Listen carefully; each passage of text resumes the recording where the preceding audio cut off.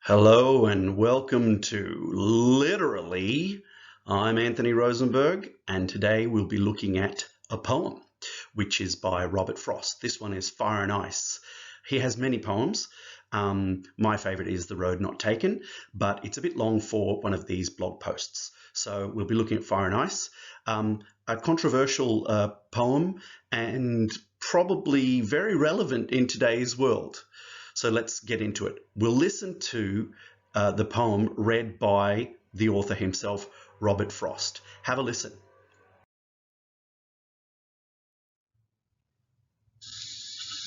Some say the world will end in fire. Some say in ice. From what I've tasted of desire, I hold with those who favor fire. But if it had to perish twice, I think I know enough of hate to say that for destruction ice is also great and would suffice. It's wonderful to be able to hear the poem read by the actual author.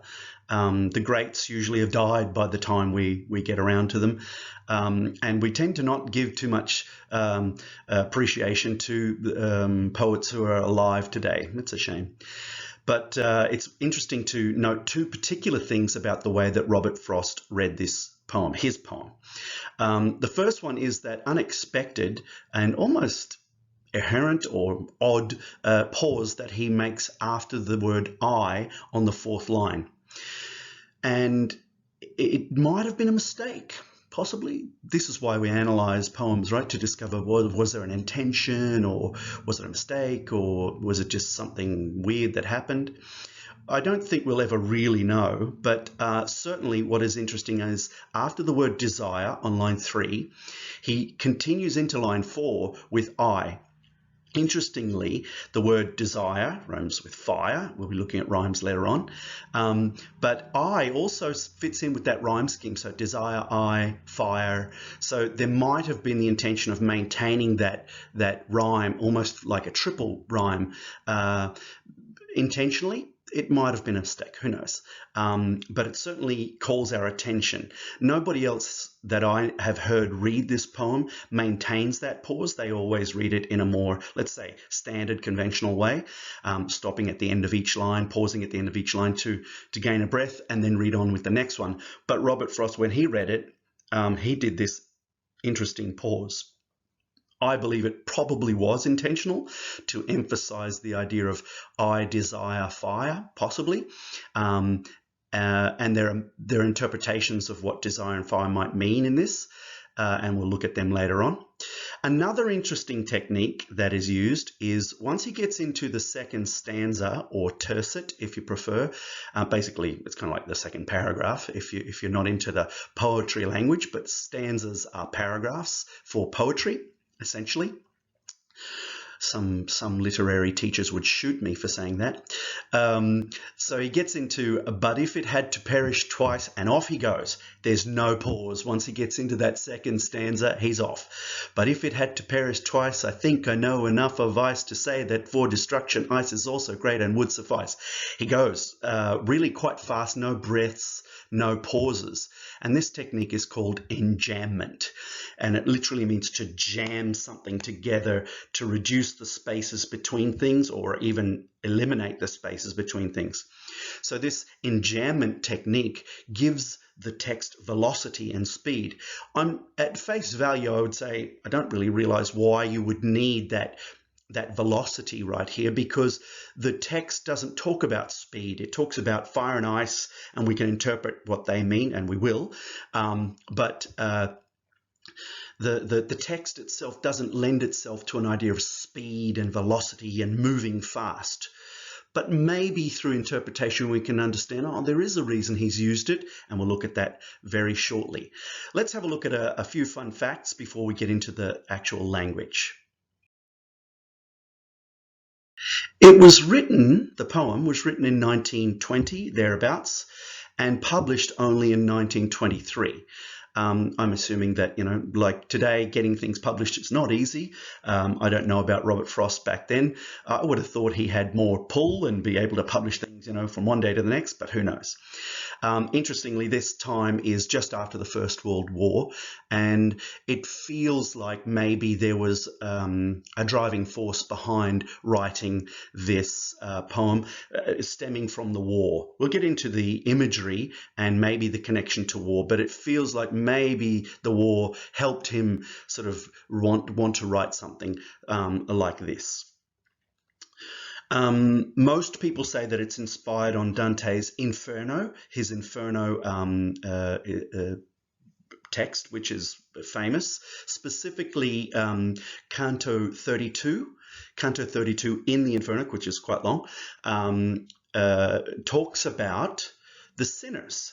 And he talks about sinners in a fiery hell, or up to their necks in a lake of ice. So this lake of ice is an image that's quite often portrayed in Dante's Inferno, and films or other texts and literary pieces that talk about hell. Hell is not only fire and brimstone, it also involves ice. I even have an image that's quite often used when talking about Dante's Inferno, and you'll see here that Dante is looking down at the sinners. They are frozen up to their necks in the lake of ice. And this is in hell, and so you can see there's no fire here, but the ice is another part of hell. So this is where most people believe that Dante got his, that Frost got his inspiration to write the poem Fire and Ice. There are other aspects of Dante's Inferno, and I'll talk about them shortly. But another common theory behind where Frost got his inspiration is related to Harlow Shapley. Harlow Shapley was a scientist back in those days, around the First World War and after the First World War. Quite an important scientist, astronomer, not astrologer, okay? I'm not sure he believed in Sagittarius, for example, but a famous astronomer. And what he didn't believe in at first was the Hubble telescope. He was quite against it, and the scientific community was at odds with Harlow Shapley for a while, so he was kind of in the bad books for a while. But he eventually came round and gave support to the Hubble telescope, but much later. So he has his own controversies, but he did spend some time with Robert Frost, and Robert Frost apparently, in one of their conversations, asked him, how do you think the world will end? And Harlow was apparently famous for saying to him, well, it can only end in two ways. It will end in, fire, or it will end in ice. And many believe that that conversation and what Harlow actually said to him was inspiration to write the poem Fire and Ice. So we have two good reasons for Robert Frost to write this this poem. Either of them work. That's the context that we have for Frost's inspiration. Now what we're going to do is we're going to go in and have a look at the language and see what things represent in the poem.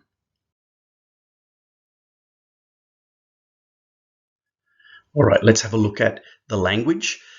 He obviously starts off with fire, the strong, powerful element, and there's a rhyme with fire, and of course desire. We did see when Robert Frost was reading it that he rhymed the I from the fourth line in there as well, so it seems like he has a fourth rhyme there: fire, desire, I, fire. Again, that comes down to interpretation and the way that he read it. I believe that he intentionally wanted that fourth rhyme in there, and I'll show you why in a second. Fire is one of the powerful elements, and it is believed that the world will end in fire, and essentially Harlow Shapley said that, and Dante does mention it in the Inferno about hell. Interestingly enough, ice is mentioned straight after fire. So rather than give fire all the domination, all the power, he says, well, there's fire and then there's ice. So he tries to strike a balance between what is the more powerful element.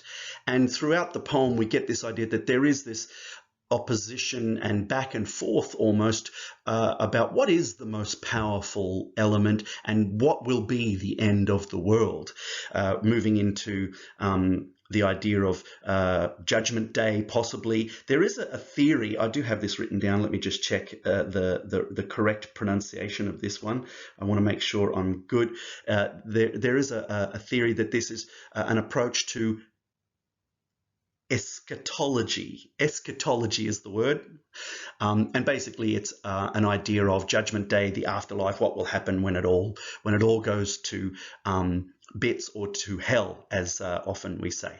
And certainly there's references here to the possibility of the end of the world and hell. And if we look at Dante's Inferno, it's even fortified by that. So we've got the elements and the fact that they're powerful. It seems that there's 2 fires and there are 2 mentions of ice. But if we delve a little deeper, we find that the words twice and suffice, used as a rhyme in the structure here, and I'll go into what kind of rhyme that is very shortly, but you'll see that twice and ice actually have the words ice in them. So it might seem that we've got fire mentioned twice, but ice actually mentioned 4 times. It could be interpreted that while fire is a powerful element, ice is actually more powerful because he mentions it more times. Maybe Frost believes that ice is a stronger power and more powerful element than fire. This is an interpretation, open to interpretation. That's why we look at poems, but it could be interpreted that way. You can also see that he starts off the poem talking about fire, but then he moves down into ice and keeps mentioning ice. In fact, he mentions ice 3 times if we understand that twice and suffice are repetitions of ice. He mentions ice 3 times at the end to sort of fortify the idea and reinforce the idea that ice is a very powerful and maybe the more powerful of the elements. The rhyming scheme is structured on what is known as terza rima. Terza rima sees the second line of the first stanza or the first tercet, and that rhymes with the first and third lines of the second tercet or stanza. Now this is very technical, but this third rhyme, as it's known in English, terza rima, is Italian because Dante was Italian, and funnily enough, Dante used this particular structure in Canto 32 of his Inferno. So this reinforces the argument that it was Dante's Inferno that inspired Robert Frost when he was writing this particular poem. So using the same rhyming scheme, talking about fire and ice that are the themes and the topics of Dante's Inferno, it's really clear that Dante was inspired by Dante's Inferno. We also see some alliteration at the beginning of the poem in the first 2 lines where we have some say, some say. This light alliteration, because there's not so many, it's just 2, it would lend itself to be interpreted as hearsay or rumors, because some say, it tells us that people are talking about this. This could be a reference back to the conversation that he had with Harlow Shapley, the scientist, the astronomer, and the idea that some say it will end in fire, some say it will end in ice. It could be, there are people that believe both either. Someone might argue for fire, someone might argue for ice. So it seems to say that people talk about this. It's not a simple topic. People are actually talking about it, and it's not proven, right? It doesn't seem to be proven. He also reinforces this idea by going into the first person. So he says, from what I've tasted of desire, I hold, I think, I know. So this reference to I tells us that while some people think certain things, I believe this. So it gives us a personal insight into Frost's beliefs and understanding. The thing is that as he moves from through the poem, he moves from one opinion to the other. So it seems to say that he doesn't really know either. He first of all says, I hold with those who favor fire. So straight off we say, oh, well, he believes the world will end in fire. But then he contrasts it using but, the coordinating conjunction, to contrast the first and second stanzas and say, we got fire, but we got ice. And I think I know enough about enough of hate. So he gives his personal opinion of, I've tasted fire, I know ice. So it's really personal here. And he says that ice is just as great, and great here in the ice idea of powerful, not an idea of, yay, we love ice. No, it's not that idea. It's really the idea of great, powerful, strong, and a very commanding element, or demanding, no, commanding is probably the right word, commanding element. So the personal insight here tells us that he also believes that it could be fire and it could be ice. There's no real clear indication. No science has proven it. When we look at the arts, illustration, paintings, photographs, and we can get into modern day art as well, things like computer illustration, gamification of things. Fire and ice are often used as the imagery for the opposing elements, good and bad, and sometimes both bad. We can see that in many different images.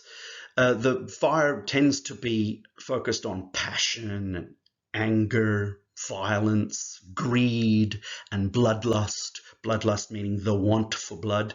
So these kinds of ideas are portrayed through imagery. And Robert Frost also does this when he talks about fire as a desire. And it's a desire for the end, which has the idea of destruction or violence, maybe, or even bloodlust. We see it in many images, whether it's through animals, demonic imagery with the dragons, wolves. Believe it or not, fire and ice can actually live together. This is not necessarily related to anger, violence, and greed, but a lot of people think, oh, how can fire and ice live together? Just this image here, it shows us about the methane gas that's trapped in the ice up in the north of the northern hemisphere, and people break the ice and put flame to methane gas to show that fire and ice can live together. Which is a wonderful image, although it doesn't necessarily have anything to do with what we're talking about. But I was questioning, can fire and ice live together? And it apparently can. One of the most probable influences was the First World War. Back in the 1920s, the threat of another war had already begun. And as we know, the Second World War did come about. So war and warfare are often portrayed with imagery of fire, and that really lends itself to the end of the world, the violence, the anger, the greed, the destruction, things like that. So the idea of war and warfare being one of the reasons that might have pushed Robert Frost to writing such a poem certainly is possible, because they had just come out of the World War and the First World War, and there was already talk of another World War, and obviously discussions of different types of bombs, atom bombs, the nuclear threat. These were topics that were being thrown around, and these could have been other reasons that drove Frost to write such a poem. Equally, ice is an image that brings about an idea of end and destruction. So we have the coldness and the indifference, inaction, ignorance and hatred. Ignorance here having two possible interpretations: ignorance of just not knowing things, or ignorance of ignoring, knowing it but not doing anything, which is closer to the idea of inaction. And we think, well, why would inaction be a word that lends itself, or this idea of inaction lending itself to the end of something? Well, there are lots of inactions that can you say an inaction happened, or an inaction didn't happen, or an action didn't happen around the world that ended in destruction and violence. One that comes to mind is the Titanic. It was the captain of the ship that didn't take heed, didn't listen to the warnings, and so his inaction brought about the destruction and the death of many, many people. So this idea of indifference and inaction ending in tragedy and sadness, and literally the end for a lot of people, shows us that ice can be just as destructive as fire. Imagery with ice is all around us, and we also see this in some of today's natural occurrences. Here's an iceberg that floated very close to Greenland. This might be the mainland, or it might be an island off Greenland. I'm not really sure, but I know that an iceberg floated that's a very big iceberg. It floated very close to the country of Greenland, and there was a lot of problems with this, things with fishing, and the natural marine life was suffering with this invasion of an iceberg. There was a threat that it would actually hit the land and cause earthquakes or ruptures. There was an idea that the sea might rise. So this idea that ice can cause damage is very much part of a reality for us, and probably back in the time of Robert Frost as well.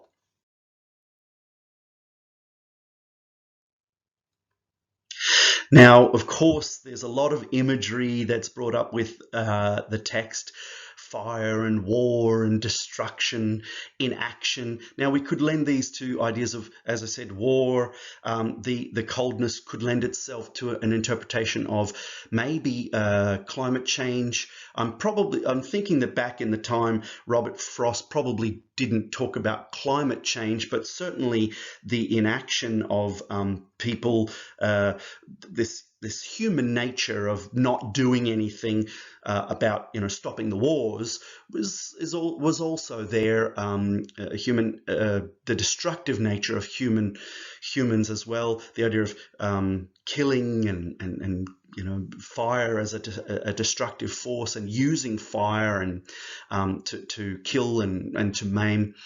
These are images that come up through his poem and also through others, and they lead us to believe that maybe Frost is talking about the nature of human destruction. Our self-destructive nature is probably the best way to explain it. Whether it's through fire and ice, whether it's through inaction, whether it's through violent action, it seems that he's denoting our self-destructive nature. Now, I don't want you to think it's all doom and gloom, because we could be very depressed about this, but maybe what Robert Frost was trying to give rise to was the idea that maybe we can do something. It's an idea of maybe looking at our old ways and moving on to new ways, changing what we do, rather than go into war, rather than have these overly passionate reactions to things, and greed and violence. Maybe we could do something and we could change the way we do it. Maybe the idea of not being inactive, or actually having an action, or stop being indifferent and actually doing something and caring about something, leads us to believe that maybe he was pushing for a time to change. We could interpret the poem in that way, and that certainly is an uplifting idea for me. While we look at the bad things that can happen and the way the world may end, if we change, there's still time for change, and maybe that's a way to interpret Frost's poem in this particular case. I find that a little bit more uplifting.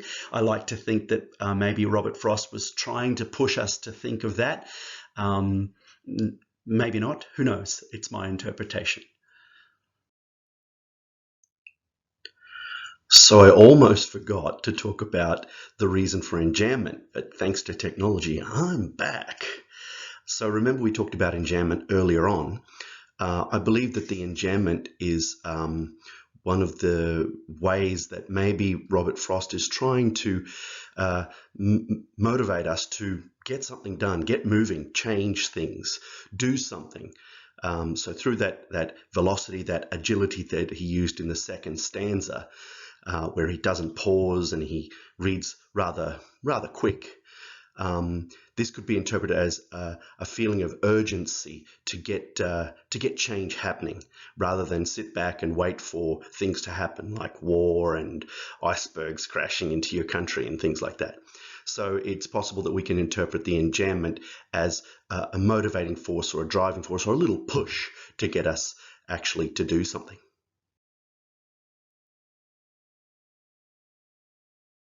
All right. I hope you've enjoyed the interpretation that I've given. I haven't covered all the topics. I could go on for hours and hours and hours, but it's a blog post, so we're limited by time.